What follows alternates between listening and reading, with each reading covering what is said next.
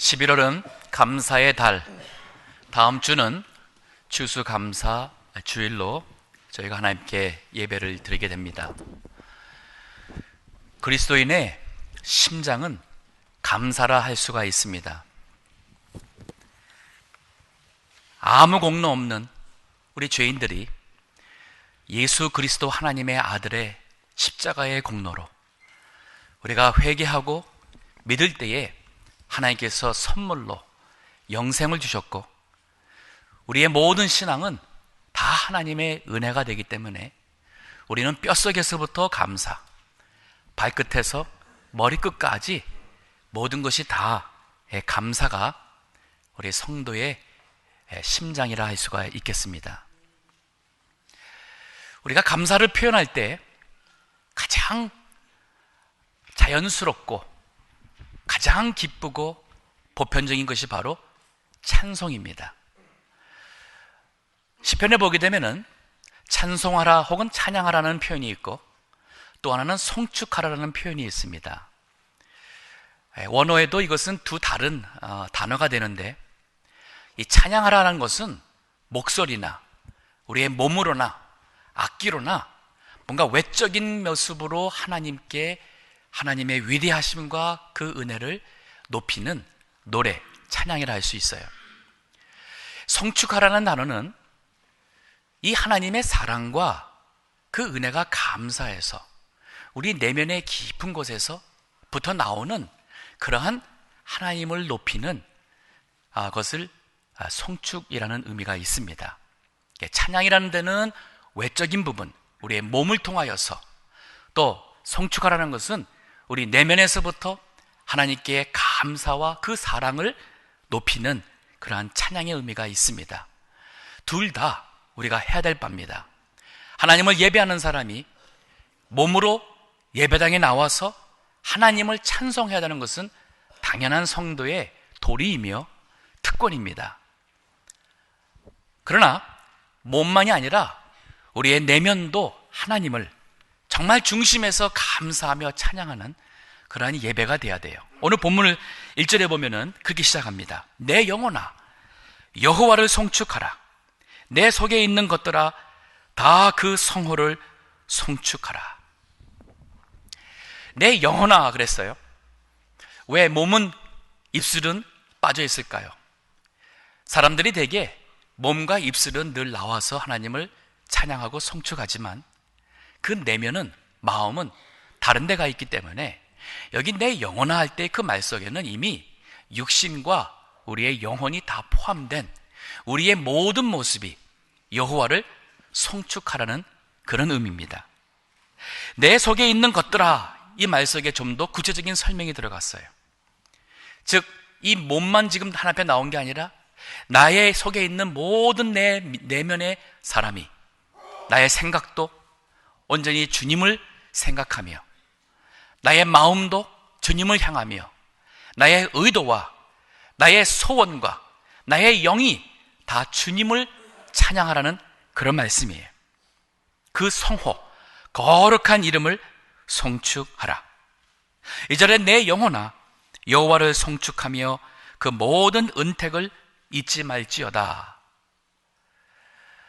하나님을 송축하는 사람이 그냥 막연히 나와서 머릿속에 떠오르는 것, 그거 감사하고, 주님께서 한 주일 동안도 무사고 해주신 것 감사하고, 그래서 찬송하는 그 수준이 아니에요.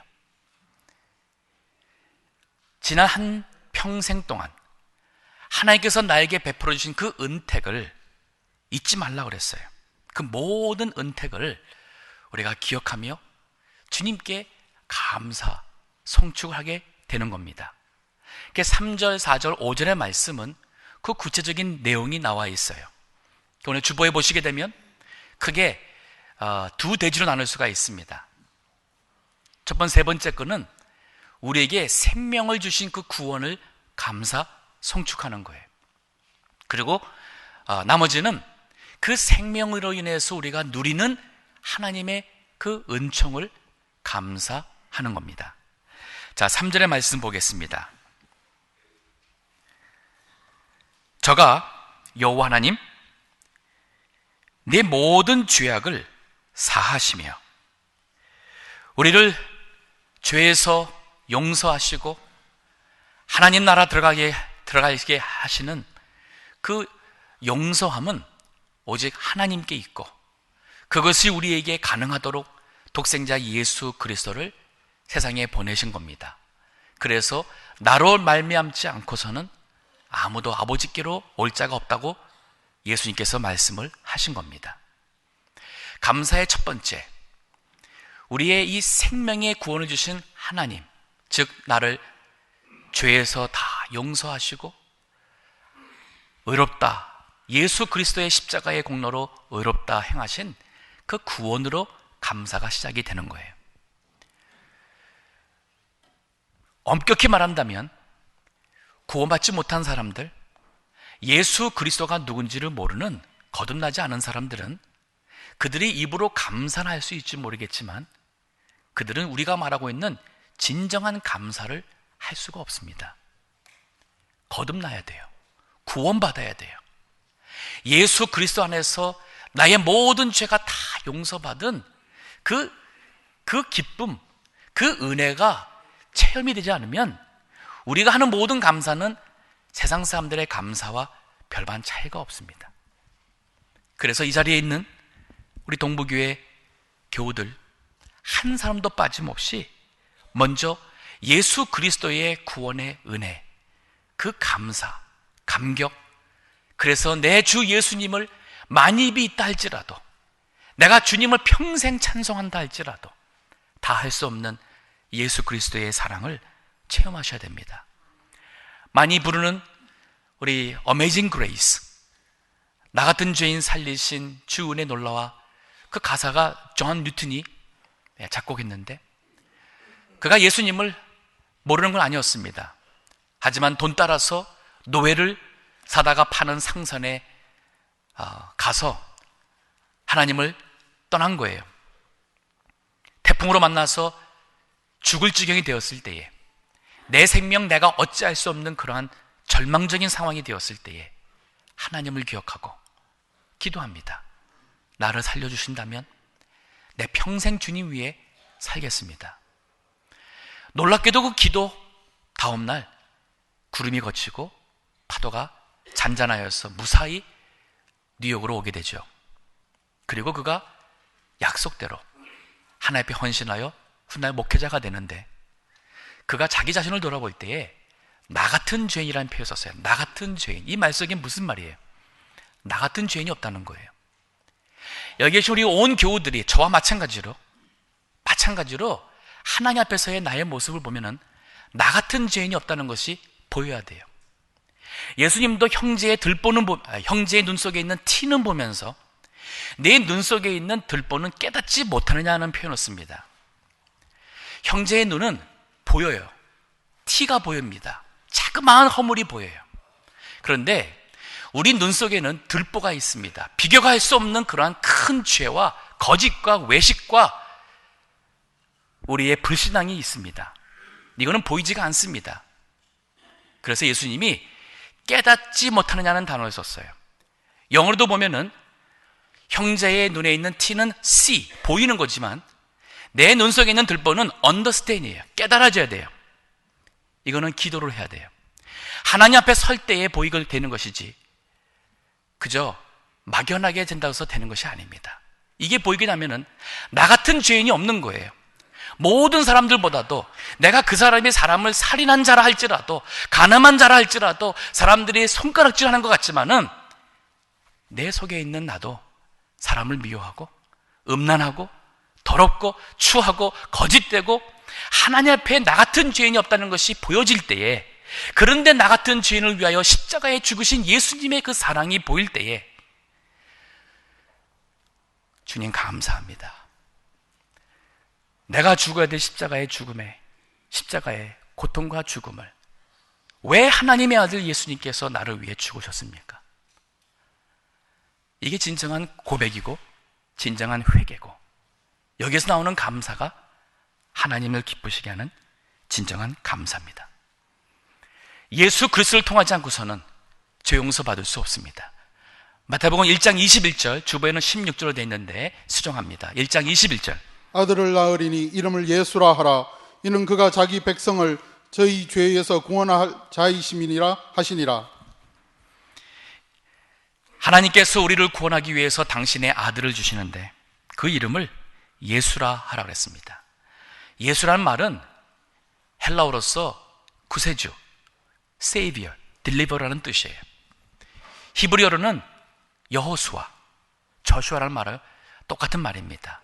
즉 하나님께서 이 세상에 당신의 아들을 주시는데 그 이름이 구원자, 예수라는 말이에요.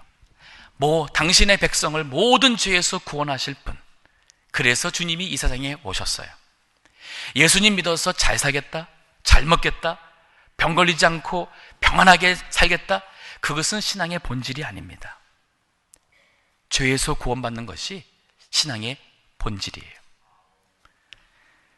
그러기 위해서는 믿음으로 회개하고 예수님을 영접해야 돼요. 사도행전 2장 38절. 베드로가 가로되 너희가 회개하여 각각 예수 그리스도의 이름으로 세례를 받고 죄 사함을 얻으라. 그리하면 성령을 선물로 받으리니. 네, 회개하라 그랬어요. 교회는 오래 나왔는데 왜 나는 믿음이 없을까? 왜 나는 확신이 없을까? 그 믿음과 함께 회개가 가야 돼요. 자기의 모습이 보이지 않아서 교회 나오니까 장로님의 모습 속에서 실망합니다. 목사님의 실수에서 실망합니다. 권사님의 가정에서 실망합니다. 교회 나오니까 다 마음에 드는 구석은 안 보이고, 마음에 드는 구석은 안 보이고, 다 마음에 안 드는 것만 보이니까 믿음이 안 자라요. 교회만 나오면 더 시름시름 죽는 것 같으니까 차라리 교회 나가지나 말자. 그냥 혼자 하나님 믿자. 문제가 뭐냐면 회개예요. 하나님을 모르기 때문에 자신이 보이지가 않습니다. 자신이 보이면 하나님이 보여요. 아니, 순서는 하나님을 정말 만난다면 자신의 죄가 보입니다. 여기 베드로가 회개하라 하고 했던 그 사람들은 바로 예수 그리스도를 십자가에 박으라고 했던 그런 죄인들입니다. 그들이 형제들아 우리가 어찌할꼬 할 때에 베드로가 하는 얘기가 뭐냐면 회개하라는 거예요. 이제는 예수님이 참 나의 구세주 하나님의 아들 되심을 믿기에 회개하라는 거예요. 그리고 이제는 죄 용서함을 받기 위하여서 예수 그리스도의 이름으로 세례받으라 그랬어요. 세례받는 것은 그렇습니다. 이제는 예수님께서 나를 위하여 십자가에 죽은 것을 내가 믿습니다. 이제는 내가 예수님을 통하여 용서받고 하나님께 나갈 수 있는 구원이 있음을 믿습니다. 이게 바로 세례입니다. 그리고 성령을 우리에게 주시는 것은 개런티. 우리 미국에서 물건 살 때에 개런티가 따라옵니다. 우리의 구원의 개런티로서 성령을 우리에게 주시고 그분이 우리 속 안에서 내재하심으로써 우리를 위하여 간구하시고 우리를 위하여서 의의 길로 걸어갈 수 있도록 하시는 것이 하나님의 구원의 은혜예요. 이번 주에 우리가 주님께 감사하며 주님의 이름을 송축할 것은 그 구원의 생명의 구원 때문인데 그 첫 번째는 나를 용서해 주시고 구원받은 거예요. 두 번째는 여기 3절에 계속 보니 네 모든 병을 고치시며 주님께서 우리의 영혼만 구원하는 게 아니라 한평생 살아가는 동안에 우리의 육신의 생명도 하나님께서 고쳐주시고 지켜주신다는 그 말씀입니다. 물론 우리 주변에 질병을 앓는 분 계십니다. 혹은 본인이 병이 있어서 하나님 왜 안 고쳐주시나 낙심하신 분 있을지 몰라요. 하지만 하나님께서 때가 되어서 천국에 오거라 하는 그날 되기 전까지는 우리는 이미 과거의 모든 병에서 고침을 받아왔고 지금도 하나님께서 우리의 병을 고쳐주실 것이며 하나님의 때가 되어서 천국 갈 때는 그 병으로 우리가 죽을 수도 있지요. 하지만 그날까지는 주님께서 우리의 영혼을 죄에서 구원하시고 우리의 육신도 하나님께서 병과 모든 위험에서 고쳐주시고 그래서 오늘날 우리가 이때까지 살아온 겁니다. 우리 인간은 참 연약한 존재입니다. 여기 오늘 본문의 뒷부분에 가서 보게 되면은 14절을 한번 보겠습니다.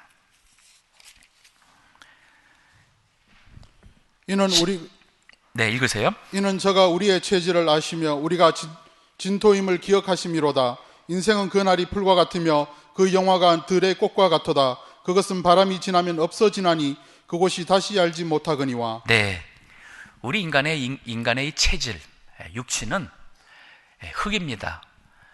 실제로 과학적으로 분석을 해보면 우리 몸을 이루고 있는 화학 원소, chemical elements 하고 흙이라는 그 화학 원소하고는 똑같습니다. 사람이 죽으면 썩는다고 하는데 사실 좀 더 정확한 표현은 흙으로 되돌아가는 거예요. 그 과정 속에 썩는 냄새가 나는 것뿐이에요. 우리 인간의 육신은 흙입니다. 우리가 아무리 육신을 자랑해도 그것은 풀과 같아서 마르고 그 육신을 가지고 살아가는 동안의 모든 영광은 다 풀의 꽃과 같아서 폈다가는 지게 되어 있습니다. 그런데 이 과정 속에 하나님께서는 우리 육신의 병을 고쳐주시고 우리의 육신을 지켜주셨다는 거예요. 한 해 동안 한평생 주님이 나를 지켜주신 그 은혜, 육신의 건강을 지켜주신 은혜 감사하세요.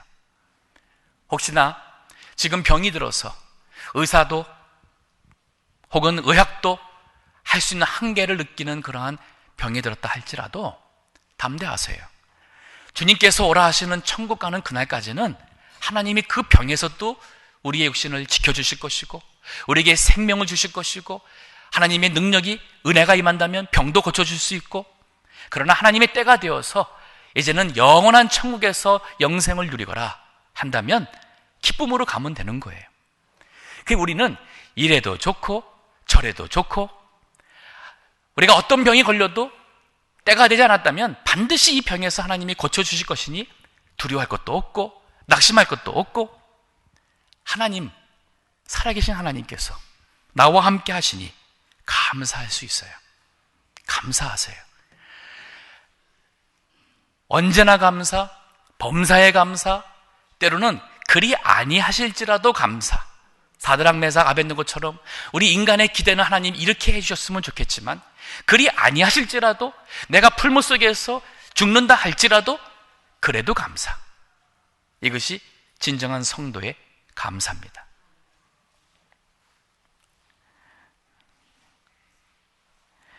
세 번째로 4절에 보면은 생명의 구원에 대해서 감사를 하는데 내 생명을 파멸해서 구속하시고 그랬어요. 하나님께서 지난 한평생 다윗이 돌아보니까 어렸을 때에 양을 치면서 곰이 옵니다. 사자가 옵니다. 근데 하나님께서 곰과 사자와 맞서 싸우는 자신을 지켜준 것을 생각하며 하나님께서 내 목숨을 그 위험 가운데서 지켜주셨구나. 골리앗과 맞섰을 때에도 하나님께서 함께하셔서 오히려 승리케 하셨습니다.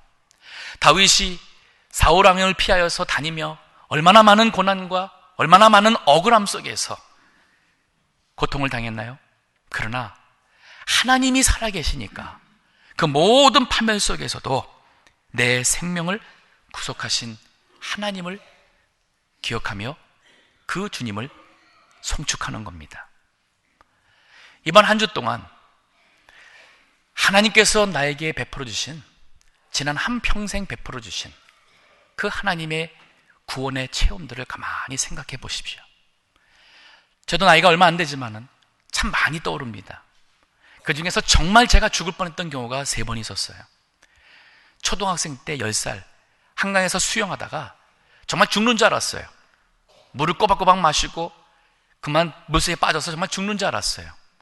근데 어떻게 또 사촌 형이 옆에 있어가지고 저를 보고 건져줬습니다. 저 거의 완전 정말 다 죽은 거로 생각할 수 있지 않겠습니까? 1979년도 이민 와서 처음 호수에 놀러 가서 한번 타보지 못한 커누를 타보고 싶어가지고 탔다가 타자마자 배가 뒤집혀져서 호수 가운데서 수영도 제대로 못하는데 또 죽을 뻔했어요. 근데 안 죽고 있기까지 산 것은 하나님의 은혜. 캐나다 락키 마운틴에서 운전하다가 겨울에 갑자기 눈이 오는데 밤에 오른쪽은 끝이 잘 안 보이는 절벽이고, 근데 차가 돌았습니다. 오른쪽으로 돌았으면은 절벽으로 떨어졌을 텐데 왼쪽으로 돌아서고 마침 또 왼쪽으로 차가 없어서 큰 사고 나지 않고 목숨을 지켰던 이 기억들이 나요. 이런 생각을 해보면은 하나님께서 정말 나를 사랑하시는구나, 하나님께서 정말 나를 그래도 쓰실 이유가 있어서 어떠한 위험과 사고에서도 지켜주시는구나.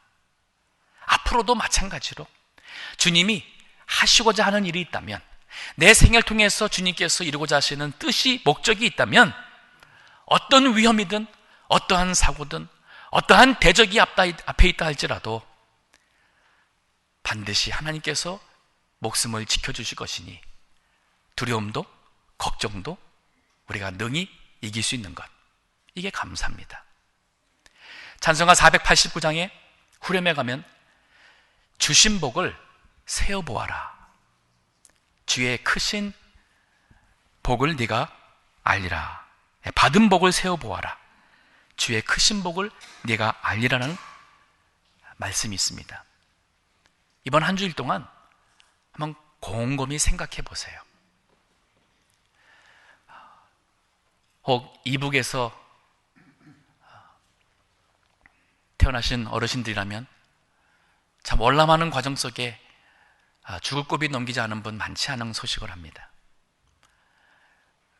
과거 우리 가난할 때, 일제시대, 6.25 때 우리 한국 정치의 격동기를 통해 참 많은 이사와 많은 과정을 겪어오는 가운데 하나님께서 베풀어 주신 그 은혜, 지금 이 자리에 내가 누리고 있는 이 모든 것이 얼마나 큰 은혜인지, 이 은혜가 이게 느껴지고 이게 깨달아지면 불평이 없어지죠.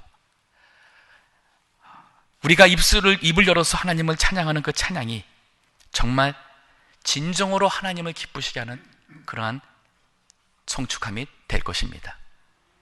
시편 116편 12절에 보면 그러한 성축하는 다윗이 하는 고백이 있어요. 여호와께서 내게 주신 모든 은혜를 무엇으로 보답할꼬?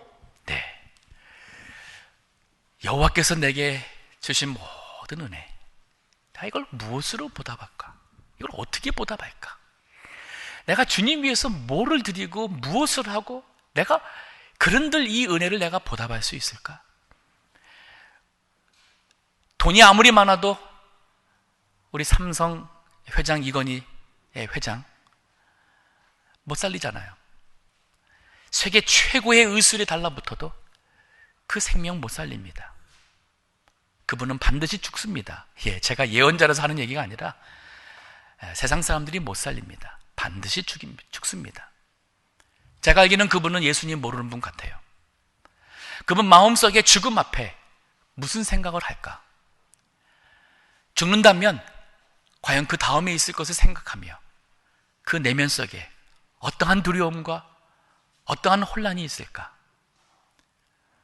그래서 전도하는 것이고, 이미 예수님 믿어 구원받은 사람들은 바로 그 시점에 된다면 이 세상에 내가 얻은 모든 것과 비교할 수 없는 이 구원의 은혜, 이 은혜 내가 무엇으로 과연 보답할까? 이제 여기 4절 후반절부터 보면은 생명의 구원만 이제 감사할 게 아니라 그 생명 받고 살아가는 동안에 주심이 주시는 누리게 하시는 은혜가 있어요.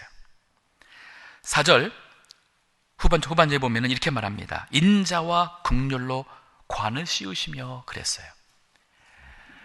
자, 구원받고 살아가는데 하나님께서 그 다윗의 모든 환난을 지나고 나서 이스라엘의 왕이 되게 합니다. 하나님의 백성을 하나님의 뜻대로 공의와 말씀으로 인도하는 그 은혜를 그 관을 씌워줬다는 그 사실에 다윗은 감사하고 있습니다. 이 말은 존귀케 했다는 말이에요. 우리 모두가 다 하나님의 존귀함을 받은 백성들이에요.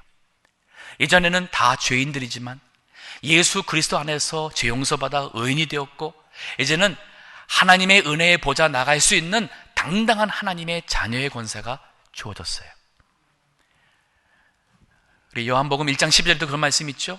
영접하는 자 곧 그 이름을 믿는 자에게는 하나님의 자녀가 되는 권세를 줬다 그랬습니다. 하나님의 천국을 유업으로 받을 수 있는 아들의 자격이 존귀한 자가 다 된 거예요. 근데 이것을 다윗은 이렇게 말합니다. 인자와 긍휼로 관하셨다 그랬어요. 하나님의 인자와 긍휼로 내가 이 존귀함을 받았다는 말씀이에요. 다윗이 믿음 좋았고 용맹했고 훌륭했고 뛰어났고, 하지만 내가 한 게 아니고 내 노력이 아니고 이건 하나님이 나에게 주신 긍휼하신 그 은혜라는 거예요. 우리 또한 나의 나 된 것은 다 주님의 은혜다.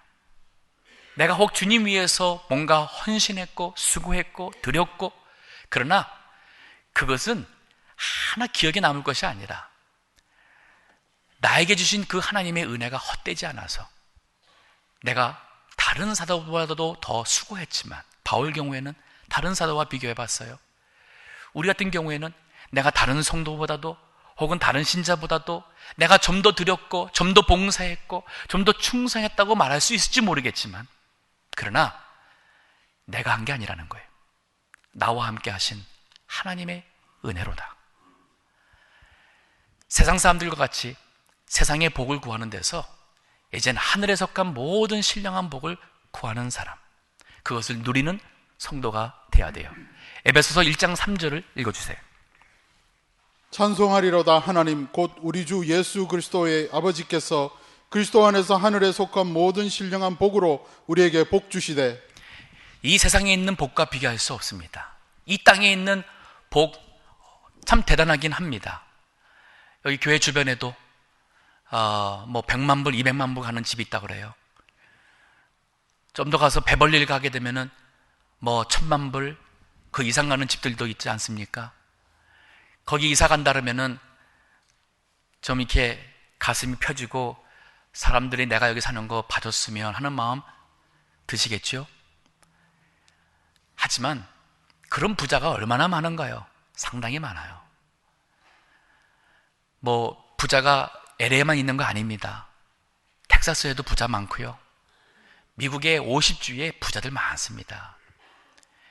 유럽에도 부자 많고 중국에도 많고 한국에도 많고 멕시코에도 있고요. 어디나 부자 많습니다. 그러면 대체로 얼만큼 부자가 돼야지 사람들이 내가 진짜 부자라고 인정받아서 속이 후련하겠을까요? 별거 아닙니다. 그래서 그 다음에 보면은 5절에 보면은 좋은 것으로 내 소원을 만족해 하신다 그랬습니다. 하나님께서는 우리에게 이 귀한 생명을 줬죠. 그래서 구원해 줬습니다. 그리고 이걸 알고 보니까 이제는 이걸 누리게 하는데 만족하게 하는 거예요. 우리를 새롭게 해주십니다. 좋은 것으로 내 소원을 만족해 한다. 하나님이 주시는 것은 다 좋습니다. 많지 않아도 그게 좋은 거예요. 많으면 많은 것도 또한 좋습니다. 하나님이 주신 거라면. 그렇기 때문에 부자가 아니어도 부러울 것 없고 유명해져야 될 필요나 욕심에서 자유할 수 있고, 주님 안에서 주님이 허락하신 모든 것이 내 영혼의 만족함이 되는 것이지요.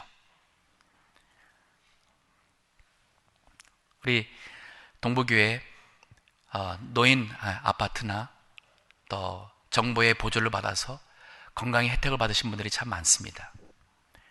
근데 그분들이 참 이런 말 할 때 제가 은혜가 돼요. 매달 가지고 살아가는 생활비는 몇백 불 안 되지만, 그런데 그것으로서 살 수 있고 아플 때 병원 가면은 무료로 고쳐주고 정말 너무 감사하다는 거예요. 어떤 분은 내가 미국에서 세금도 한 푼 내지도 않았는데 이렇게 먹여주고 또 고쳐주고 살 수 있는 것이 너무나도 감사하다 그래요.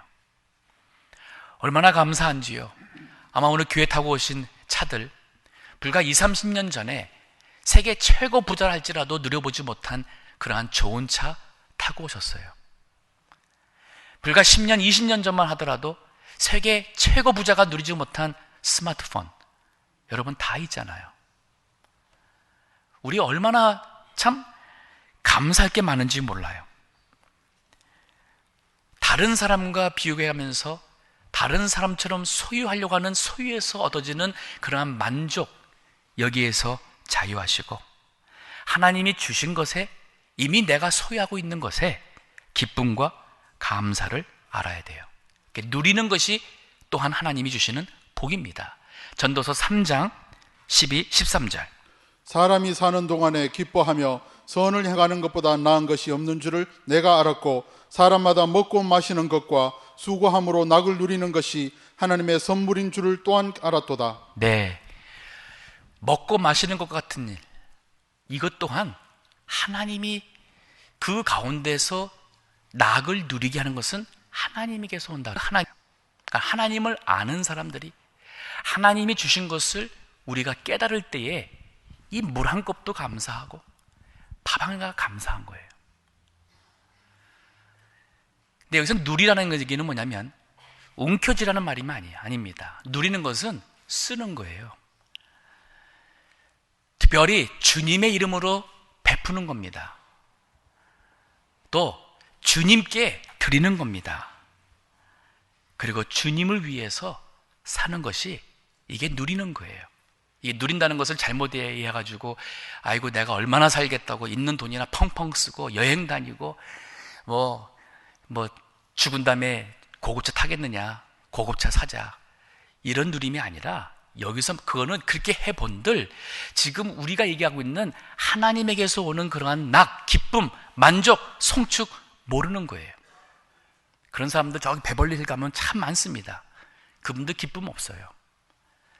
그러니까 이제는 주님을 위해서 드리고 주님의 이름으로 다른 분을 섬기고 이제는 또 주님께 드리는 기쁨을 누려보세요. 예수님께서 십자가에 못 박혀 돌아가시기 전에 요한복음 12장에 보면은 마리아가 주님을 위해서 귀한 옥합을 깨트립니다. 그걸 주님께 드려요. 가룟 유다가 뭐라 그래요? 이거 팔아가지고 가난한 자들에게 주면은 이거 얼마나 더 유익하게 써질 텐데 왜 이건 낭비하는가 속으로 생각할 때에 예수님께서 요한복음 12장 9절에 이렇게 말합니다. 가난한 자들은 항상 너희와 함께 있거니와 나는 항상 있지 아니하다 그래요. 주님 위해서 살 수 있는 기회가 항상 있는 게 아닙니다. 주님이 부르실 때 믿음으로 순종하세요. 주님께 드릴 수 있는 것이 항상 기회가 있는 게 아니에요. 지금 사업이 잘 되니까 앞으로 또 평창 이게 또 익스펜딩 해야 되니까 이 돈 또 내가 필요하니까 주님께 드리는 것은 인색하고 나중에 드려야겠지. 천만에요. 주님께 드릴 수 있는 때가 항상 있는 게 아닙니다. 훗날 하나님께서 다 불어버리시면 드리고 싶어도 드리지 못할 때가 오게 되어 있어요. 즉 우리가 가난한 자들을 위해서 물론 써야 되고 구제 선행해야 되지만 그것도 주님의 이름으로 주님께 드리듯이 하라는 그 말씀이고 특별히 주님께 드려야 될 때는 세상 사람들에게 베푸는 선행보다도 우선해야 되는 것이 바로 주님께 드리는 거예요. 다음 주일이 추수감사주일입니다. 추수감사주일날 우리 하나님 앞에 진정한 감사의 헌금을 드리세요. 헌금은 그저 주일날 아침에 생각나는 대로 헌금하는 게 아니에요. 지갑을 열어보니까 얼마 없다고 좀 더 해야 되는데 미안하지만 뭐 이 정도면 되지, 다음에 하면 되겠지, 그런 헌금 아닙니다. 선심 쓰듯이 체크 딱 빼가지고 척척척 긁어가지고 헌금함에 넣는 거, 그런 거 아니에요. 한 주일 동안 지금부터 올해 한 해 동안 하나님께서 나에게 얼마나 많은 복을 주셨는지 가만히 생각해 보세요. 내가 이민 올 때에 가지고 온 게 얼마였는데, 내가 지난 그 이민 생활 속에서 하나님이 나에게 베풀어 주신 복이 얼마나 많은지 한번 깊이 생각해 보세요. 그리고 앞으로 내가 내년도에 또 추수감사절에 이 자리에서 하나님 앞에 헌금할 수 있다고 당연히 그럴 거라는 생각을 접어두세요. 그렇지 않을 수 있습니다. 최근에도 제가 아는 30 초반의 총각이 스트로크로 뇌에 혈관이 터짐으로써 불과 일주일 만에 죽은 안타까운 일이 있었어요. 사람의 생명은 내일을 모릅니다. 주님께 드릴 수 있는 때가 항상 있는 게 아니에요. 마리아는 왜 귀한 거 모르겠습니까? 하지만 주님이 지금 나를 위하여, 온 인류의 죄를 위하여 십자가에서 죽으시는, 고난당하시는 그 주님의 몸을 생각하니까, 그 주님의 몸을 위해서 내가 드릴 수 있는 가장 귀한 것이 무엇일까? 유황이었어요. 그 옥합, 그 향이었습니다. 그래서 그걸 드린 거예요. 이러한 마음으로 준비된 헌금을 하시고, 이 드리는 기쁨을, 나누는 기쁨을 체험하시기 원합니다. 락커펠러 파운데이션이 있습니다. 1913년에 락커펠러가 죽기 얼마 전에 자신의 전 재산을 이 선한 일을 하는 재단으로 세우고 101년 전에 시작된 그 재단이 지금까지 매달 수억 불, 또 수십억 불을 선한 일을 위해서 베풀어요. 얼만큼 많은 돈을 남겼으면 그 돈에서 투자하고 이자로 남는 그것만 가지고 이 선한 일을 하는데도 100년이 넘도록 그 일을 하고 있어요. 락커펠러가 원래 그렇게 좋은 사람 아니었습니다. 그가 43세에 미국 최고 부자, 53세에 세계 최고 부자가 될 때까지도 그는 사람들에게 욕먹는 사람이었어요. 교회 다니는 신자였지만은 그는 사람들에게 욕먹었습니다. 오히려 하나님의 영광을 가리는 그러한 그리스도인이었어요. 55세가 돼가지고 세계 최고 부자인데 그만 이름을 알 수 없는 불치병에 걸려서 병원에 갑니다. 의욕도 없고 힘도 없고 시름시름 죽어가는데 그 영혼에 만족이 없었어요. 그 병원에서 어느 날 소리가 들리는데 딸의 치료비가 없어서 사정하고 있는 어머니의 호소 소리가 들렸습니다.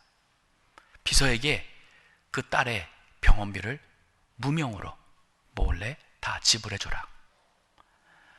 며칠 후에 그 딸이 퇴원해서 건강한 모습으로 나가는 것을 보면서 그의 마음속에, 그의 자서전에 보게 되면은 그 55세가 될 때까지 느껴보지 못했던 기쁨, 희열, 이게 처음 체험이 된 거예요. 내가 모으고 움켜쥐고 남들보다 더 부자가 되어서 사람들에게 목에 힘을 주는 것이 진정한 기쁨인 줄 알았는데 그게 아니구나. 진정한 기쁨은 나눌 때, 베풀 때, 그로 인해서 생명이 살고 그로 인해서 정말 하나님의 뜻에 따라 사는 것이 이게 기쁨이고, 이걸 알게 되면서 그가 베풀기 시작하게 되고 나중에 락커펠러 파운데이션을 설립하게 된 거예요. 돌아가시기 전에 쌓아둔 돈이 있으면 지혜롭게 하나님의 이름으로 베푸세요. 건물은 큰아들 주고, 내가 사는 이 저택은 둘째 아들 주고, 은행에 있는 돈은 셋째 아들 주고, 며느리 주고, 그러시면요, 돌아가신 다음에 자식들 싸웁니다. 자녀들 의리 다 망가뜨립니다. 제 경험으로 짧은 인생 속에서도 10이면 9 이상이 부잣집의 부모 자식들이 다 사이가 안 좋습니다. 드리세요. 다음 주에 올 때에 정말 하나님의 은혜가 얼마나 감사한지 깊이 생각하며 하나님 앞에 부끄럽지 않게 많이 받았으면 힘에 지나치도록 많이 할 수 있는 것이 믿음이고, 내가 능력이 없으면, 그러나 주님께서 이 과부의 이 렙돈을 기뻐 받으신 것처럼 나에게 있는 모든 것을 드릴 수 있는 그러한 믿음으로 하나님 앞에 헌금하며 주님을 찬송하기 원합니다. 여기 5절 하반절에 보면은 세 번째로 생명의 누림에 대한 감사가 있는데, 네 청춘으로 독수리같이 새롭게 하시는도다. 우리 주님이 구원받은 성도를 독수리같이 새롭게 한다 그러네요. 이 청춘이라는 것은 실제 나이가 젊은 청춘이 될 수도 있고, 우리가 아직 건강하다면 청춘이에요. 70이라도 청춘입니다. 주님께 더 나가서 주님을 기뻐하시는 신앙생활을 할 수 있는 청춘입니다. 전도할 수 있고, 봉사할 수 있고, 기도할 수 있고, 좋은 일 할 수 있는 아직 청춘입니다. 그러나 마지막, 내가 나이도 젊지 않고 건강도 아직 시원치 않다 할지라도, 그래도 내가 주님을 위해서 뭔가 할 수 있는 그때는 아직도 청춘의 때예요. 그때에 이렇게 여호와를 송축하는 사람은 독수리와 같이 그가 새롭게 됨을 체험하게 된다는 말이에요. 성경에 독수리가 자꾸 언급되는 것은 모든 새들 중에서 유일하게 거의 수직으로 올라갈 수 있는 날개에 힘이 있는 새가 바로 독수리예요. 주님이 함께 하시면 우리의 영혼에 그러한 힘이 생기고 담대함이 생기고, 그래서 마지막 호흡을 다하는 순간까지도 내 주 대신 예수를 찬송할 수 있는 그러한 마음의 기쁨이 있습니다.